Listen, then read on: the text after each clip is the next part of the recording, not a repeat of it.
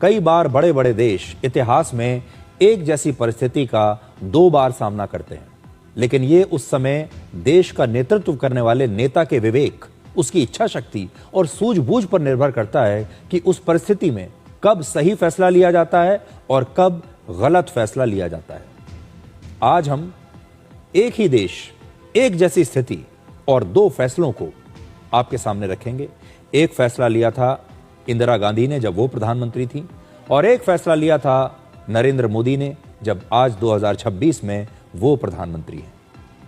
Middle east में Israel के आसपास के क्षेत्र में युद्ध कोई नई बात नहीं है, लेकिन आज हम आपको यह बताने वाले हैं कि इस क्षेत्र में वर्ष 1973 में भी एक ऐसा ही युद्ध हुआ था जैसा अब इस समय चल रहा है, और 1973 में अरब देशों ने मिलकर इजराइल पर हमला कर दिया था, और वर्ष 2026 में भी इजराइल और मिडिल ईस्ट के देशों के बीच यह युद्ध चल रहा है।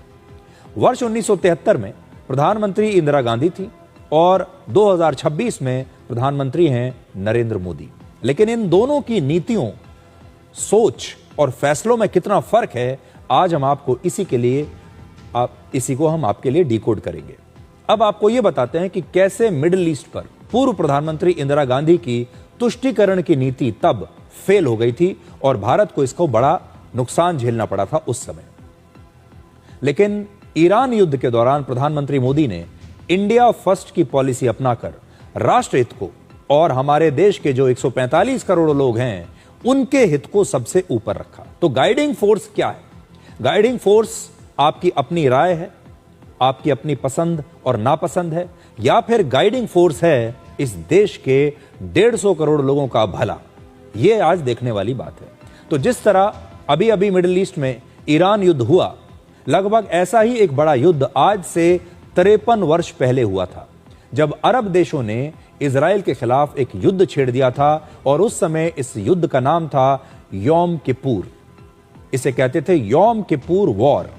6 अक्टूबर 1973 को इजिप्ट और सीरिया सहित कई अरब देशों ने यहूदी धर्म के सबसे पवित्र त्योहार यौम किपुर के दिन अचानक इजराइल पर हमला कर दिया, और इसीलिए इस युद्ध का नाम यौम किपुर युद्ध रखा गया।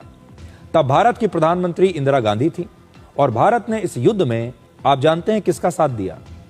भारत ने इस युद्ध में खुलकर अरब देशों का समर्थन किया था। भारत ने कहा हम अरब देशों के साथ हैं।